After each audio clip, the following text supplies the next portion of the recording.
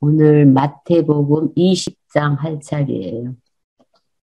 마태복음은 예수에 의한 성취 중에 1장, 직임에 의한 성취인데 그 직임에 의한 성취인 마태복음은 4절로 되어 있어요.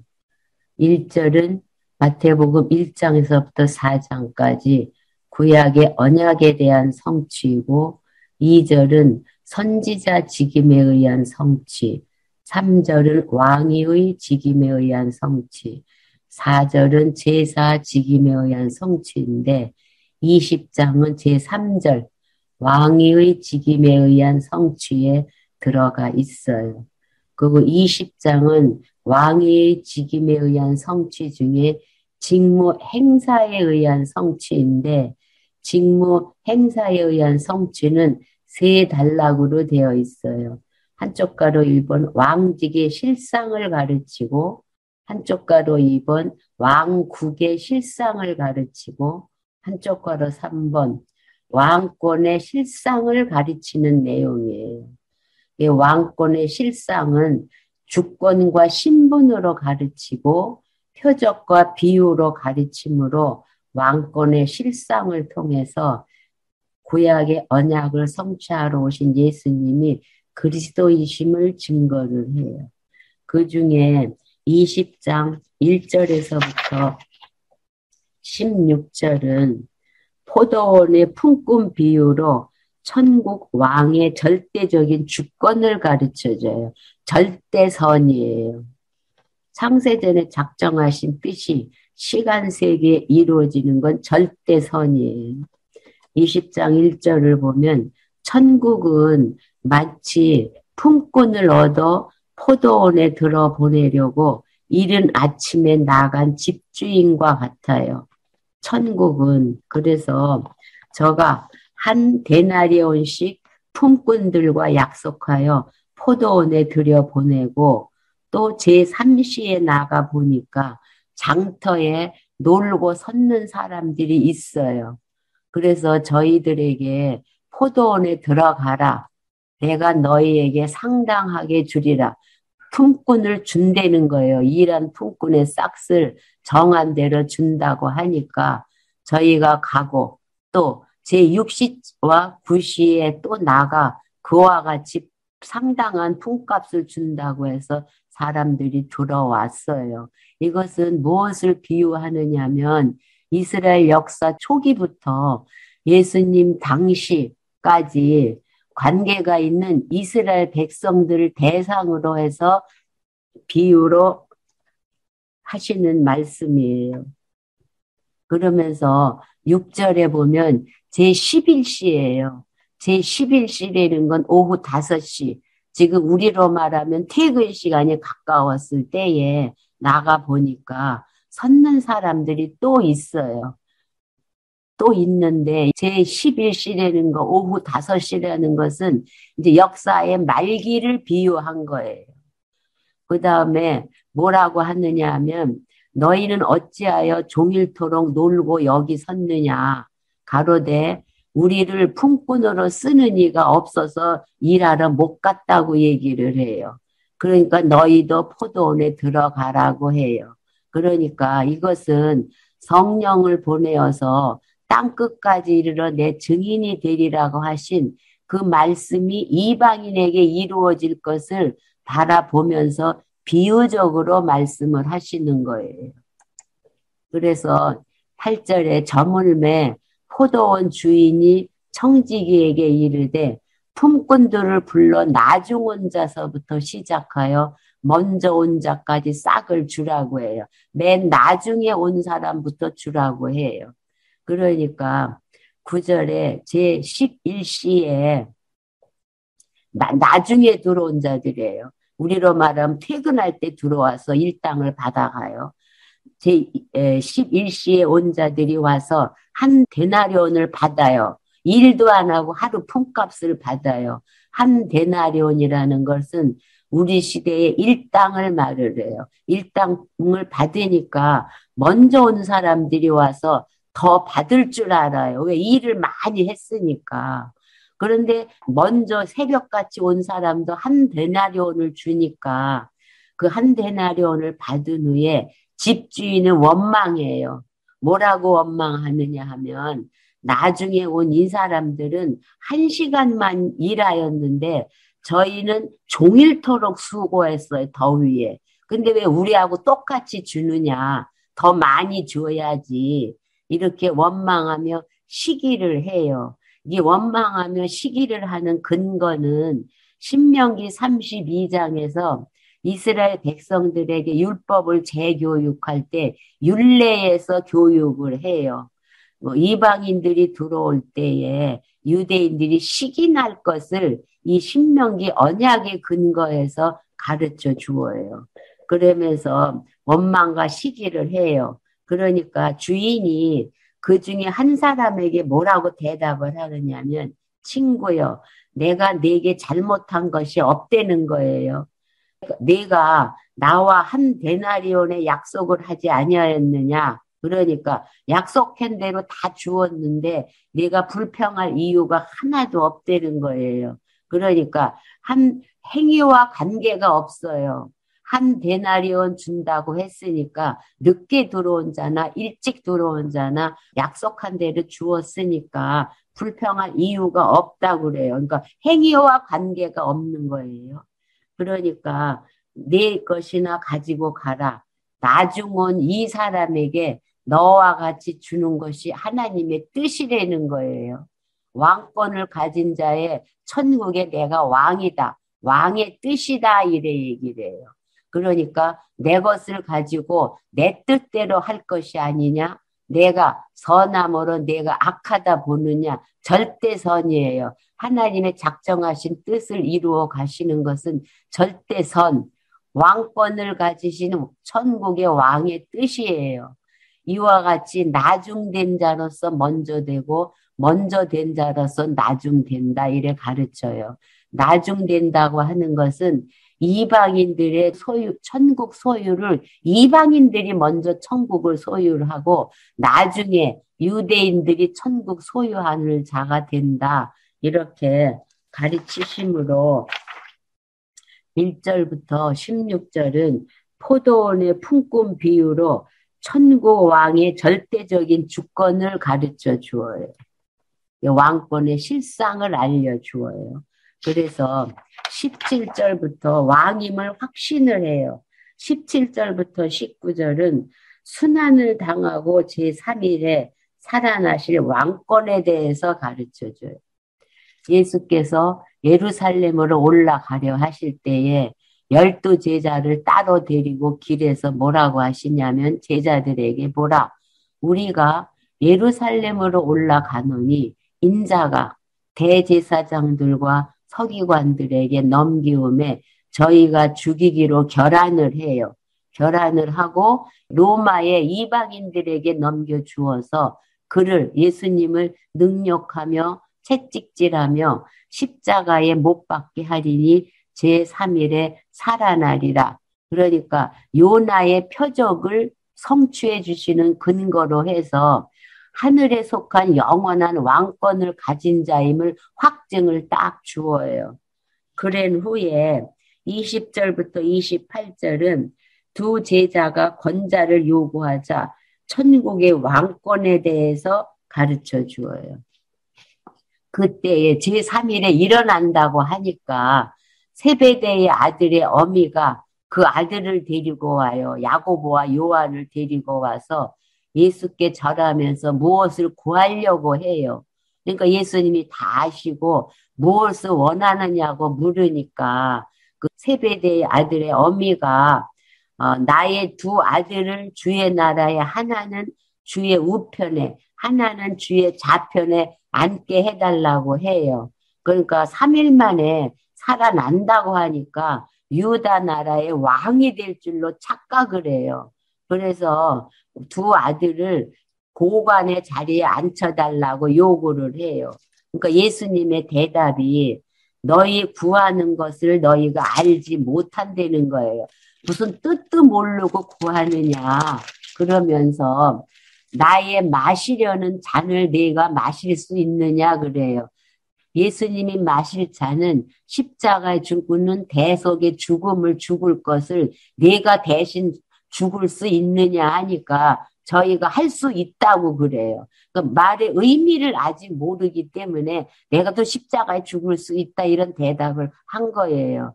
그래서 너희가 과연 내 잔을 마시려니와 너희들은 내 잔 마신 너가 못한다는 거예요. 그리고 그뿐만 아니라 내 좌우편에 앉은 것은 내가 상관이 하는 것이 아니라 성부 하나님께서 다 정한 자가 그리스도 우편 좌편에 다 있게 정해져 있다. 그렇게 설명을 해주니까 12제자가 듣고 두 형제에 대해서 분이 여겨요. 왜냐하면 타락한 인간의 본성이에요.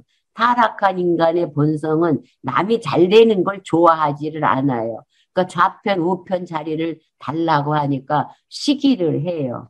그래서 예수께서 제자들을 불러다가 교육을 해요. 뭐라고? 이방인의 집권자들이 저희를 임의로 주관하고 그 대인들이 저희에게 권세를 부리는 줄을 너희가 알거니와 세상의 집권자들은 임의로 백성을 주관하고 권세를 부리는 건 너희들이 알고 있지 않느냐. 그러니까 하나님의 나라는 그렇지 않다는 거예요. 너희가 하나님의 나라를 세상 나라로 착각을 해서 좌편, 우편 자리를 달라고 하는데 하나님의 나라는 그렇지 않다는 거예요. 어떠냐면 너희 중에는 그렇지 아니하니 너희 중에 누구든지 크고자 하는 자는 너희를 섬기는 자가 돼야 되고 또 너희 중에 누구든지 으뜸이 되고자 하는 자는 종이 되어야 된다는 거예요. 세상 집권자들이 하는 행위와 전혀 틀리다는 거예요. 천국은. 그러면서 인자가 온 것은 예수님이 온 것은 아까 하나님 나라의 왕권을 가진 자 확신을 주기 위해서 요나의 표적을 이루어 준다고 확증을 했잖아요. 그대로 28절에 인자가 온 것은 예수님이 온 것은 섬김을 받으려 함이 아니고 도리어 섬기려 하고 자기 목숨을 많은 사람의 대속물로 주려고 왔다. 그래서 세상의 집권자들과 천국과의 다른 점을 가르쳐 주어요. 그래서 두 제자가 권자를 요구하자 천국의 왕권에 대해서 가르쳐서 증거하는 내용을 확인해 봤어요. 그래서 29절부터 34절은 소경을 보게 한 표적으로 다윗의 자손인 왕임을 가르쳐 주어요. 29절 보면 저희가 여리고에 떠나갈 때에 큰 무리가 예수를 쫓아다녀요. 그런데 소경 둘이 길가에 앉았다가 예수께서 지나가신담을 듣고 소리질러 가로되 주여 우리를 불쌍히 여기소서 다윗의 자손이여 해요. 다윗의 자손이라는 것은 유다 왕으로 오신 이라는 거예요. 그러니까 무리가 꾸짖어서 잠잠하라고 하니까 더 소리를 질러요. 소경 둘이. 주여 우리를 불쌍히 여기소서 다윗의 자손이여 하는지라 예수께서 머물러 서서 저희를 불러요. 뭐라고 하냐면 너희에게 무엇을 하여 주기를 원하느냐 하니까 주여 눈뜨기를 원한다고 그래요. 그래서 예수께서 불쌍히 여기시고 저희 눈을 만지시니 곧 보게 되어 저희가 예수를 쫓아요. 이사야가 이미 선지자들이 예언을 했어요. 메시아가 오면은 소경이 보게 될 것, 그 선지서에 근거해서 예수님이 소경의 눈을 띄워 주셔요. 그래서 소경을 보게 한 표적으로 다윗의 자손인 왕임을 확증하도록 가르쳐 주는 내용을 우리가 확인을 해 봤어요. 지금까지는 주권과 신분을 가르치고 21장부터는 표적과 비유로다가 왕권의 실상을 가르쳐 줘요. 그래서 21장 1절에서 11절을 보면 무슨 표적을 일으키냐면 나귀 새끼를 타고 입성하는 표적 및 찬송에 의해 왕권의 실상을 가르쳐 주므로 증거를 하셔요. 21장 1절 보면 저희가 예루살렘에 가까이 와서 감람산 벳바게에 이르렀을 때에 예수께서 두 제자를 보내요. 너희 맞은편 마을로 가라. 곧 메인 나귀와 나귀 새끼가 함께 있는 것을 보는데 풀어 내게로 끌어오라는 거예요. 그러면 끌어오려고 할 때에 만일 그 주인이 무슨 말을 하거든 주가 쓰시겠다 하라는 거예요. 그래야면 즉시 보내준다. 이렇게 제자들에게 나귀 새끼를 끌어오라고 했어요. 이게 나귀 새끼를 끌어오라고 하신 것도 구약의 언약에 근거해서 표적을 일으키시는 거예요. 이 근거는 어디냐면 이는 선지자로 하신 말씀을 이루려 하심이라. 스가랴 9장 9절에서 시온의 딸에게 이르기를 내 왕이 내게 임하나니 그는 겸손하여 나귀 곧 멍에 매는 짐승의 새끼를 탓도다 하라 하였느니라. 스가랴 선지자가 예언한 근거를 들어서 나귀 새끼를 가지고 오라고 해요. 그래서 제자들이 가서 예수의 명하신 대로 하여 나귀와 나귀 새끼를 끌고 와서 자기들의 겉옷을 그 위에 얹음에 예수께서 나귀 새끼를 타셔요. 그래서 무리의 대부분은 그 옷을 길에 펴며 다른 이는 나무가지를 베어서 예수님 나귀새끼 타고 가는 길에 다 펴놔요. 그래서 앞에서 가고 뒤에서 따르는 무리가 소리를 질러 뭐라고 호산나 다윗의 자손이여 찬송하리로다 해요. 주의 이름으로 여기서 주는 여호와예요. 여호와의 이름으로 오시는 이여 가장 높은 곳에서 호산나 하더라 그래요. 찬송을 하는데 호산나를 부르면서 찬송을 해요. 호산나라는 의미는 주여 구원하소서 하는 말을 통해서 호산나 하면서 찬송을 해요. 그러니까 예수께서 예루살렘에 들어가시니 온 성이 소동하여 가로되 이는 누구뇨 하거늘 무리가 여기에서 무리라는 것은 못 깨닫게 한 자들이 예수를 다윗의 자손을 찬송을 하니까 비아냥거리는 말을 하는 거예요. 여기서 무리는 못 깨닫는 자, 예수가 구약의 언약을 성취하러 오신 그리스도임을 못 깨달은 자들은 갈릴리 나사렛에서 나온 선지자 예수라고 비아냥거릴 것을 가르쳐 주므로 나귀 새끼를 타고 입성하는 표적 및 찬송에 의해서 증거함으로 가르치는 내용을 확인해 봤어요. 그래서 12절부터 17절은 성전 상인 책망과 표적 및 아이들 찬미로 왕임을 가르쳐 주어요. 예수께서 성전에 들어가셔서 성전 안에서 매매하는 모든 자를 내어 쫓으시며 돈 바꾸는 자들의 상과 비둘기 파는 자들의 의자를 다 둘러 엎으시고 저희에게 뭐라고 하냐면 기록된 바 내 집은 기도하는 집이라 일컬음을 받으리라 하였거늘 너희는 강도의 구려를 만들었다고 그래요.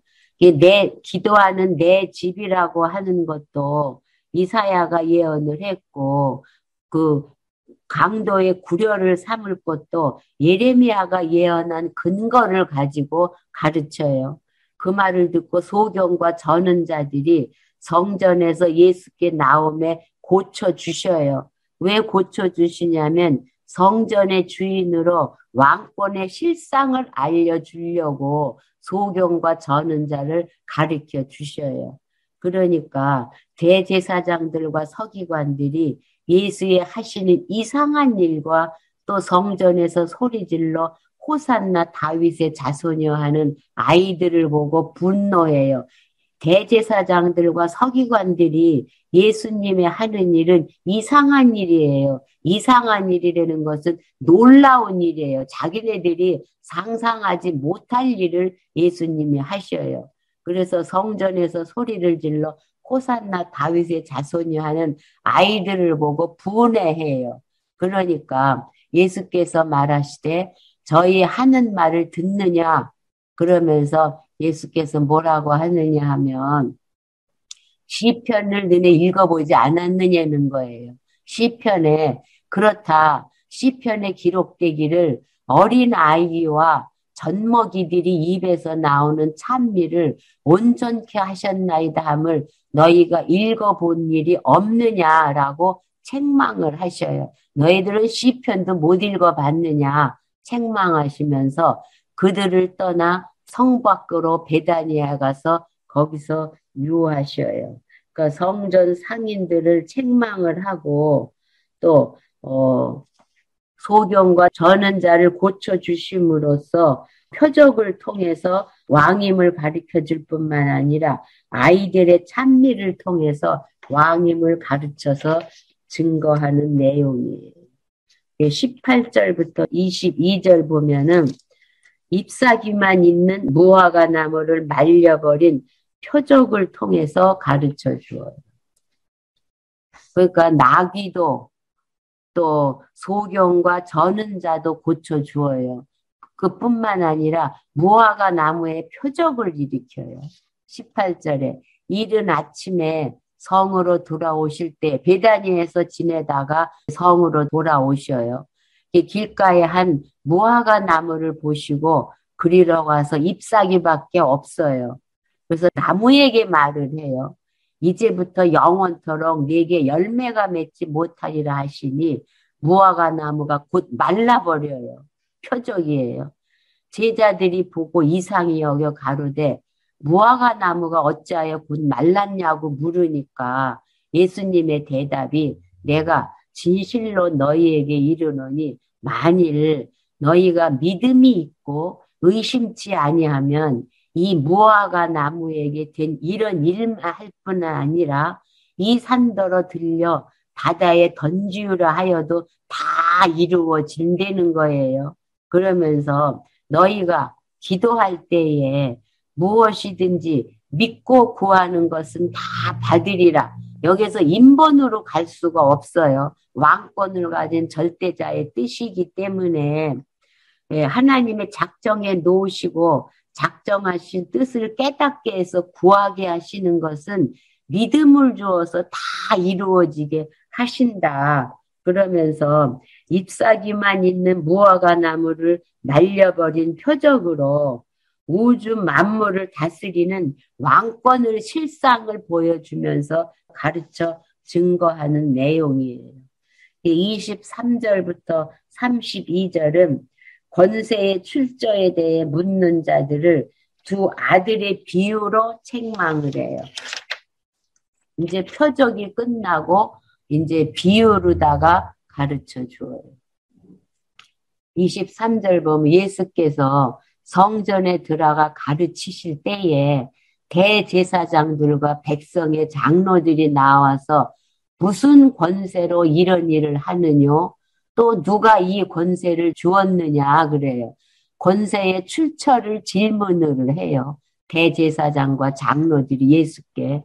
예수님의 대답이 나도 한 말을 너희에게 물으리니 너희가 대답하면 나도 무슨 권세로 이런 일을 하는지 너에게 이르겠다 하면서 다시 반문을 해요. 뭐라고 질문을 하냐면 요한의 세례가 어디로서 왔느냐?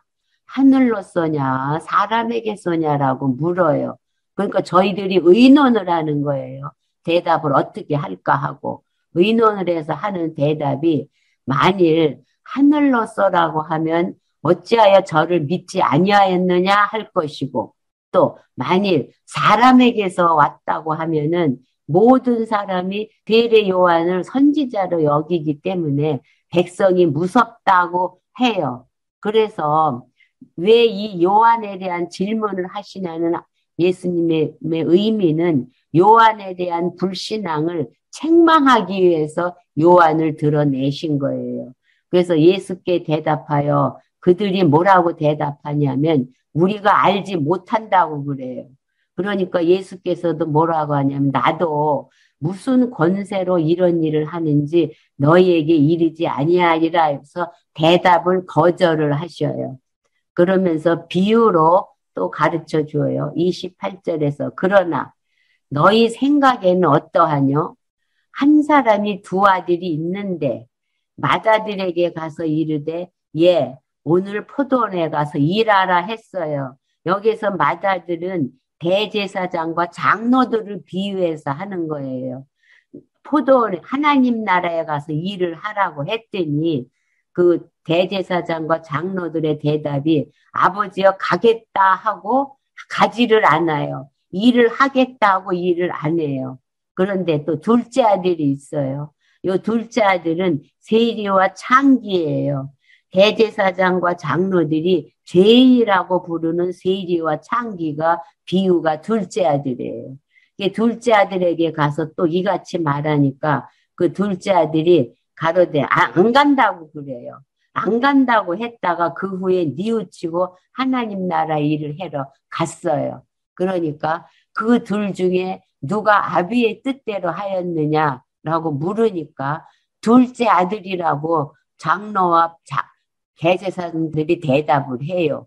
그러니까 예수님께서 저희들에게 뭐라고 하시냐면 내가 진실로 너에게 이르노니 세리들과 창기들이 너희보다 먼저 하나님 나라에 들어간다 그래요. 그러면서 요한이 의의 도로 너에게 왔거늘 요한이 의의 도로 왔다는 것은 세례 요한이 와서 그리스도 의로 오실 그리스도에 가는 길을 너희들에게 알려주었는데 믿지를 않았다는 거예요. 너희들은 믿지를 않았지만 세리와 창기는 요한이 전하는 의의 도를 따랐다는 거예요. 믿었어요.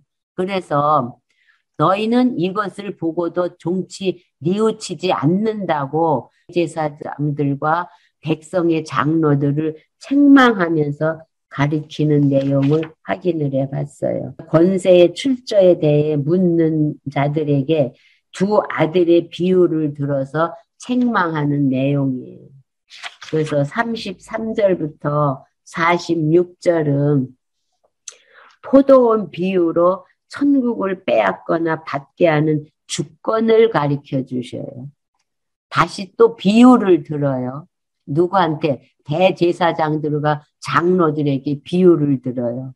한 집 주인이 포도원을 만들고 산울로 두르고 거기 줍자는 구유를 파고 망대를 짓고 농부들에게 세를 주고 타국에 갔어요. 이것은 뭐에 대한 비유냐면 하나님께서 이스라엘 나라를 세워서 다스릴 자에게 맡긴 후에 어떻게 했냐면 실과 때가 가까우니까 그 실과를 받으려고 자기 종들을 농부들에게 보내요. 이스라엘 나라를 다스리게 하고 선지자들을 많이 보내요.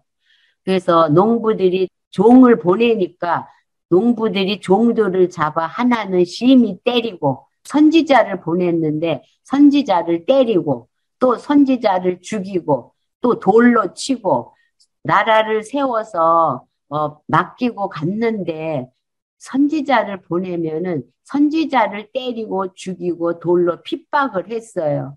그래서 또 다른 종들을 처음보다 더 많이 선지자를 보냈는데 그 나중에 보낸 선지자에게도 때리고 죽이고 핍박을 했어요.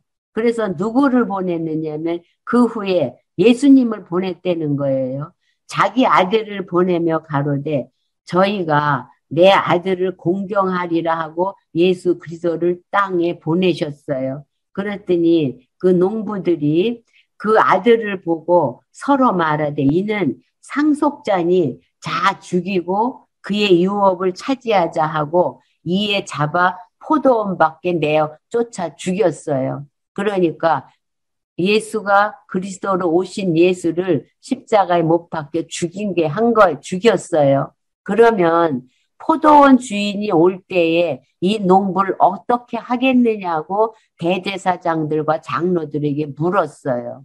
그러니까 대제사장과 장로들의 대답이 저희가 말하되 이 악한 자들을 진멸하고 포도원은 제때에 실과를 바칠 만한 다른 농부들에게 주는 것이 마땅하다 이래 대답을 해요. 그러니까 비유를 듣고도 이해를 못하니까 대제사장과 장로들이 제때에 실과 바칠 만한 다른 농부에게 주는 것이 맞다. 이렇게 대답을 해요. 그러니까 예수께서 다시 가르쳐 줘요. 성경에 어디서 말씀하시냐면 시편의 말을 들어가지고 가르쳐요. 건축자들의 버린 돌이 모퉁이의 머릿돌이 되었나니 건축자들의 버린 돌이라는 건 예수님을 이방인들이 버린 예수님이 교회의 기초가 돼요. 이것은 주로 말미암아 된 것이요 우리의 눈에 기이하도다 함을 너희들이 읽어보지 못했느냐는 거예요. 예수님이 핍박으로 죽은 이후에 교회의 기초돌이 된다고는 시편의 말씀을 너희들이 읽어본 일이 없느냐고 하면서 그러므로 내가 너희에게 이르노니 하나님의 나라를 너희는 빼앗겨요. 대제사장들과 장로들은 하나님의 나라를 빼앗기고 또 그 나라에 열매 맺는 백성이 받게 된다는 거예요. 그러니까 세리와 창기들이 하나님 나라에 열매 맺는 백성이 된다고 해요. 그러니까 천국을 빼앗거나 받게 하는 주권이 하나님께 있다는 거예요. 제사장들이나 장로들에게 주권이 있는 것이 아니라 천국을 빼앗거나 받게 하는 주권이 왕의 권한이라고 하면서 이 돌 위에 떨어지는 자는 이 돌 위에 떨어진다는 것은 그리스도를 대적하는 자는 돌에 떨어져서 깨어져요. 멸망을 해요. 또 이 돌이 사람 위에 떨어지면 그리스도가 진노하는 날에는 다 가루가 되고 다 흩어져요. 이거는 AD 70년에 예루살렘이 다 회파되고 거민이 사방에 다 흩어질 거를 내어다보면서 가르쳐요. 그러니까 대제사장들이 가만히 듣고 보니까 대제사장들과 바리새인들이 예수의 비유를 듣고 자기들을 가리켜 하신 말씀인 줄을 깨달아요. 깨달은 결과는 죽이려고 하는 거예요. 그래서 46절에 죽이려고 잡으려고 하니까 무리를 무서워하니 이는 저희가 예수를 선지자로 알미었더라. 그래서 왕위의 직위의 행사에 의한 성취 중에 왕국의 실상, 왕권의 실상에 대해서 가르쳐 주므로 예수님이 구약의 언약을 성취하러 오신 그리스도임을 증거를 해요. 그래서 지금 3절 중에 16장 13절부터 21장은 직위에 의한 성취 내용을 우리가 확인을 해 봤어요. 이것을 강론집에 6986페이지에 정리를 해주고 있어요. 3절 마태복음 16장 13절부터 21장은 예수가 그리스도이심을 직위의 행사에 의해 성취함으로 증거하신 내용이에요. 그 중에 한쪽 가로 1번은 왕직의 실상, 한쪽 가로 2번은 왕국의 실상, 한쪽 가로 3번은 왕권의 실상에 의해 성취함으로 증거하신 내용이에요. 이러한 증거는 창세전 작정하신 뜻에 근거를 하고 있고 역사적인 근거는 창세기 28절이 근거예요. 창세기 1장 28절을 근거로 삼는다는 것은 구약 전체의 근거를 삼는다고 볼 수가 있어요. 왜냐하면 창세기 1장 28절은 첫 아담에게 실체적인 3대 언약을 하시고 아담이 타락해도 실체적인 3대 언약을 반드시 이루실 둘째 아담 메시아를 보내준다는 확증을 하기 위해서 구약의 모형적인 언약을 다 이루어진 것이 근거가 돼요. 그 중에 세부적인 근거는 야곱 언약, 창세기 49장 10절이에요. 야곱을 통해서 유다에게서 왕의 홀과 치리자의 지팡이가 떠나지 아니할 것 언약한 것이 근거가 되고 선지서 중에 이사야서부터 소선지자 전체 내용 중에 다니엘 선지자 한 구절을 딱 뽑아요. 다니엘 선지자를 통해서 영원히 망하지 않는 한 나라를 세우실 것을 예언하도록 섭리하신 근거에 의해서 증거하시는 내용이에요. 이것을 여호와의 언약 성취 섭리도를 그려요. 이는 창세전에 작정하신 뜻인 여호와의 언약, 구약이 역사적 사실로 마태복음에서 성취하심으로 증거가 하신 거예요. 성취해 주시는 목적은 택한 백성으로 영원하신 하나님이 언약대로 성취하시는 여호와이심을 깨달아 알고 경외하는 데에 계시 목적이 있다. 이렇게 강론집에서 정리를 해주고 있어요. 그러면서 22장에서부터 25장은 왕위의 직임에 의한 성취 중에 두 번째 단락, 직무 수행에 의한 성취예요.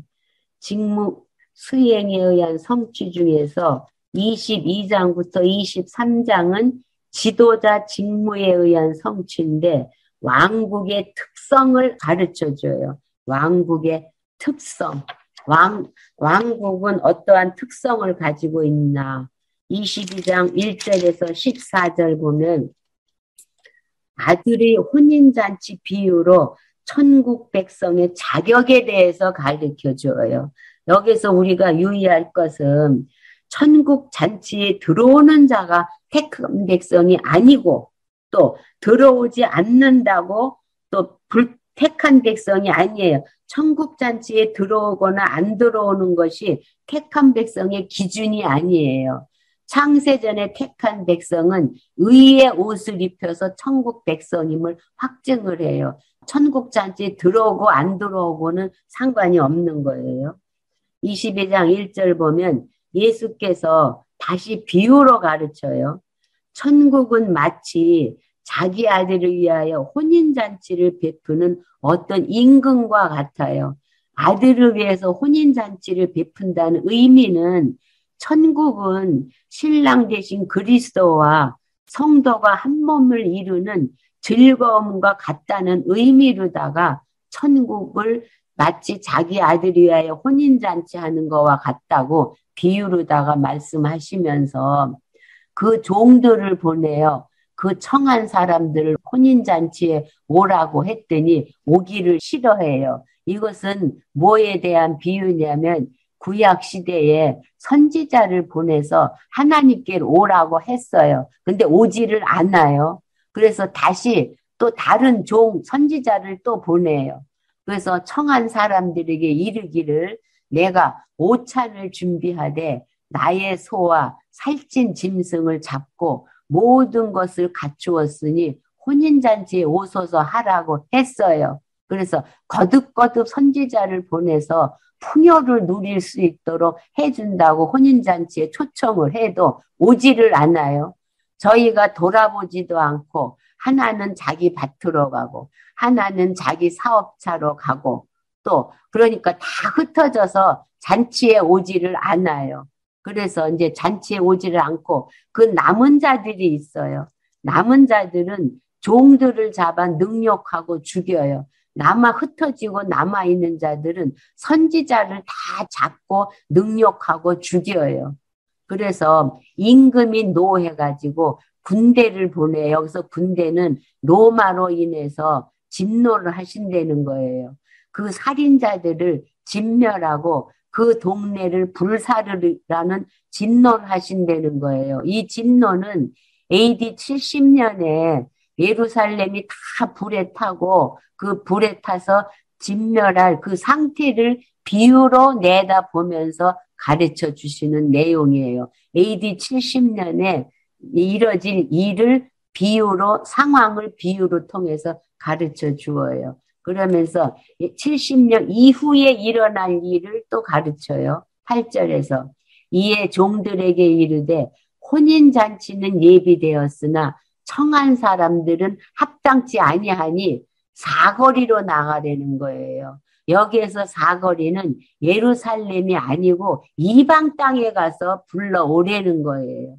그래서 이방 땅에 가서 사람을 만나는 대로 혼인잔치에 청해서 다 오라고 하니까 종들이 길에 나가서 악한 자나 선한 자나 만나는 대로 모두 데리고 오니까 혼인잔치에 사람이 가득해요. 여기서 악한 자나 선한 자라는 것은 사회적으로 악하다고 하는 세리나 또는 창기, 또 세상에서 선하다고 하는 바리새인이나 제사장이나 이런 사람들이 다 와서 가득히 있어요. 그래서 임금이 그 손님을 보러 들어와요. 그런데 거기 안에 예복을 입지 않은 자가 있어요. 이 예복은 로마서에서도 우리가 확인했듯이 예수님의 대속의 죽음으로 인해서 은혜로 말미암아 의로운 옷을 입힌 자들이에요. 택한 백성은 의의 옷을 입혀줘서 의롭다고 해요. 근데 예복을 입지 않은 자가 있어요. 그 사람 보고 뭐라고 하냐면, 친구요, 어찌하여 예복을 입지 않고 여기 들어왔느냐 하니까, 저가 유구무원이에요. 아무 할 말이 없으니까 입을 딱 다물고 있어요. 그러니까 지금부터는 AD 70년에 일어난 그 이후부터 재림 때 심판할 때까지를 비유로 들어서 가르쳐요. 그러니까 13절에 그 예복을 입지 않은 자가 아무 대답을 못해요. 그러니까 임금이 사환들에게 말하되 그 수족을 결박하여 바깥 어두움에 내어 던지라.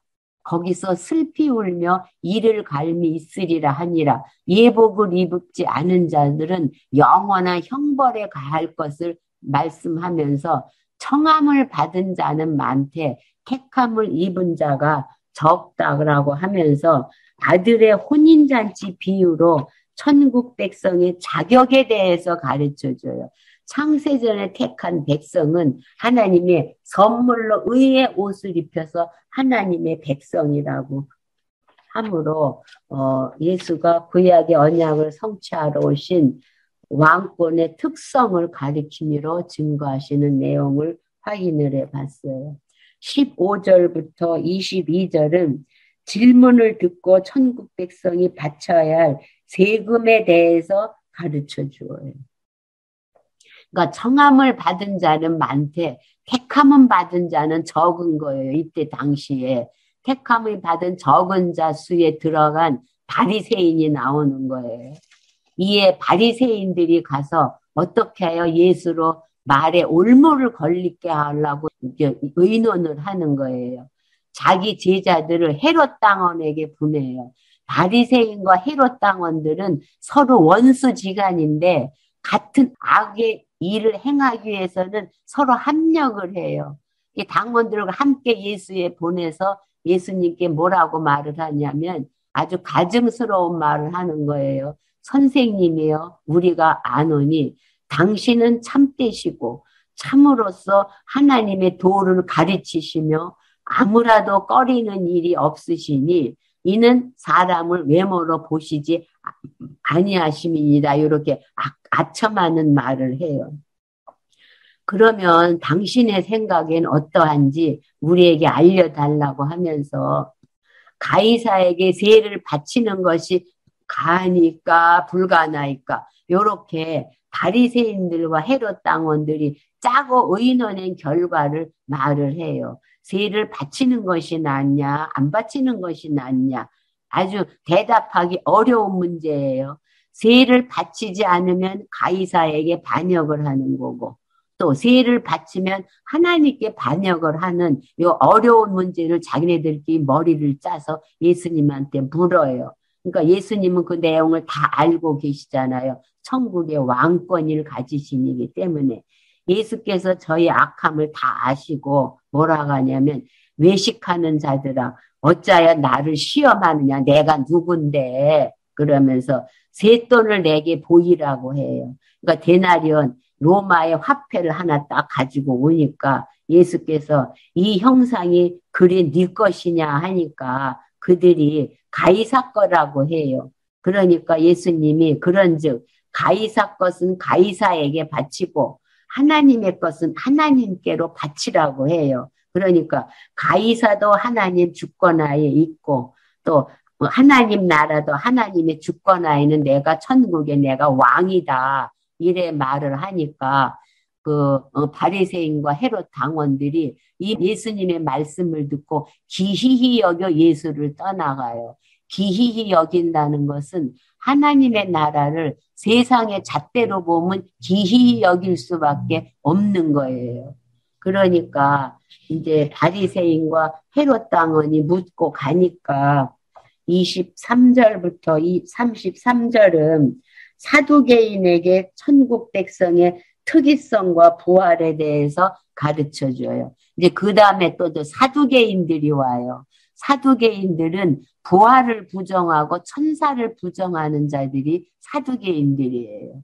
사두개인들이 예수께 와서 뭐라고 묻냐면 이 사두개인들이 생각하기에는 고민거리인 거예요.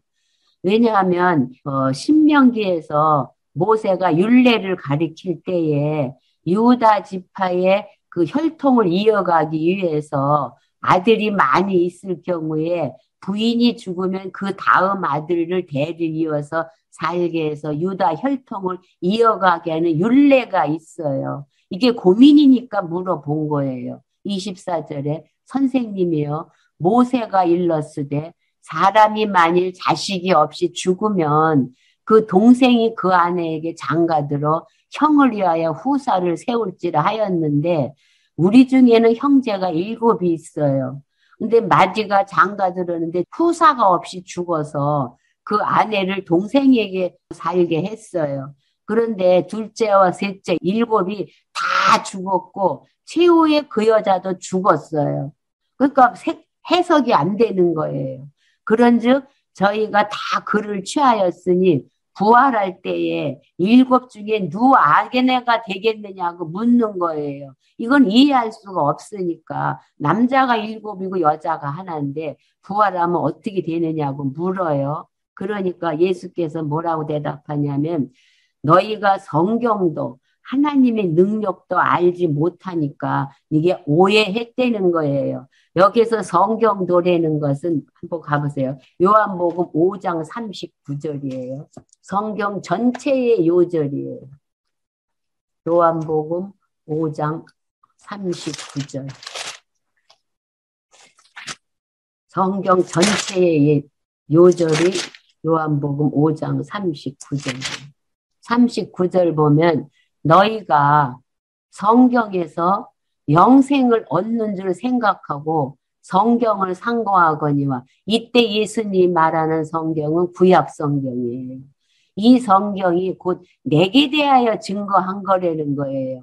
구약 성경이 내게 대하여 증거한 성경을 모르니까 너희들이 하나님의 능력을 알 수가 없으니까 오해했다 이거예요. 그러면서 가르쳐 주어요. 30절에 부활 때에는 장가도 아니가고 시집도 아니가고 하늘에 있는 천사들과 같은 상태라는 거예요. 부활하기 전에는 다 천사와 같은 상태지 장가가고 시집가는 그런 상태가 아니다. 그러면서 부활을 세상 일로 해석을 하니까 해석을 못하고 있는 거잖아요. 그러면서 죽은 자의 부활을 의논할진데 하나님이 너희에게 말씀하신 바 뭐라고 말씀하셨냐면 출애굽기 3장 6절에서 말씀했어요. 뭐라고?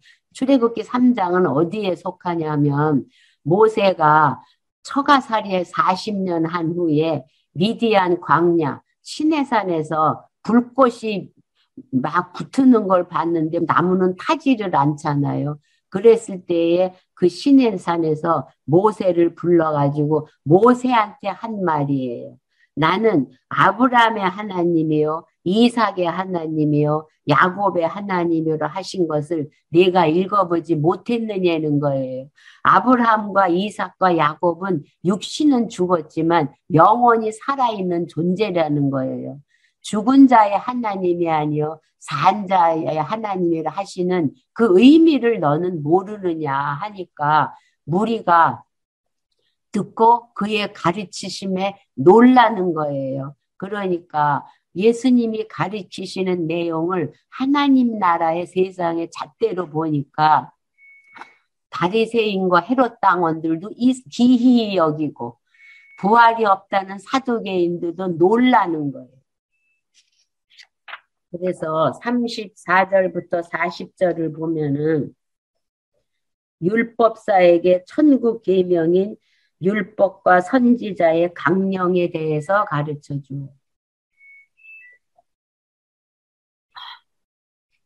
또 누가 찾아오냐면 지금까지 바리새인과 헤롯 당원이 찾아오고 사두개인이 찾아오고 이제는 바리새인이 찾아와요. 율법주의자인 바리새인들이.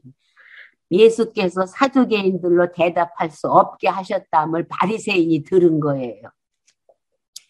그 중에 한 율법사가 예수를 시험에 물어요. 율법을 자기가 다 알고 있다고 하는 율법사가 뭐라고 하냐면 선생님이요. 율법 중에 어느 계명이 크냐고 물어요. 이 질문조차 틀린 거잖아요. 크고 작은 계명이 어디 있어요. 율법은 오실 자가 예수님이 오셔서 십자가에 죽고 부활하심으로 하나님 사랑과 이웃 사랑에 대한 내용인데 어느 것이 크냐고 물어요. 그러니까 예수께서 대답을 내 마음을 다하고 목숨을 다하고 뜻을 다하여 주 너의 하나님을 사랑하라 하셨으니 이 말씀은 어디에 나오냐면 신명기 6장 5절에 나와요. 율법을 주신 목적이에요. 율법을 주신 목적에서 신명기에서 모세가 백성들에게 가르쳐준 내용이에요. 율법을 주신 목적은 내 마음을 다하고 목숨을 다하고 뜻을 다하여 주 너의 하나님을 사랑하라 하셨고 또 이것이 크고 첫째 되는 계명이고 둘째의 계명은 뭐에 근거하냐면 레위기 19장 18절을 근거를 해요. 레위기 19장 18절은 어디에 들어가냐면 레위기에서 성화 규례를 선포할 때에 생활 규례에서 가르쳐준 내용을 근거로 들어요. 그 내용이 뭐냐면 내 이웃을 내 몸과 같이 사랑하라 하셨으니 이 두 계명 하나님 사랑과 이웃 사랑 이 두 계명이 온 율법과 선지자의 강령이라는 거예요. 이 두 계명이 온 율법과 선지자의 강령이라고 하는 것은 구약에 기록된 모든 말씀이 하나님에 대한 사랑 안에서 이웃을 사랑하게 하시는 하나님의 섭리와 관계가 있다. 다시 말하면 구약에 기록된 모든 말씀은 신약 시대에 예수 그리스도에 의해 성취해 주실 언약이라는 뜻으로 이 계명을 가르쳐 주심으로 예수님이 왕국의 특성을 가르치심으로 구약의 언약을 성취하러 신 그리스도임을 증거하는 내용을 우리가 확인해 봤어요. 다음 시간에는 22장 41절부터 할게요. 주기도문으로 마치겠습니다. 하늘에 계신 우리 아버지, 이름이 거룩히 여김을 받으시오며 나라의 임하옵시며 뜻이 하늘에서 이룬 것 같이 땅에서도 이루어지이다.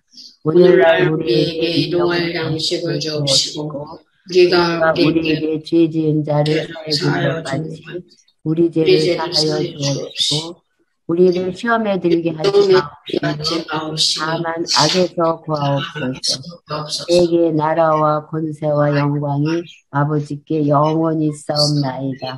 아멘.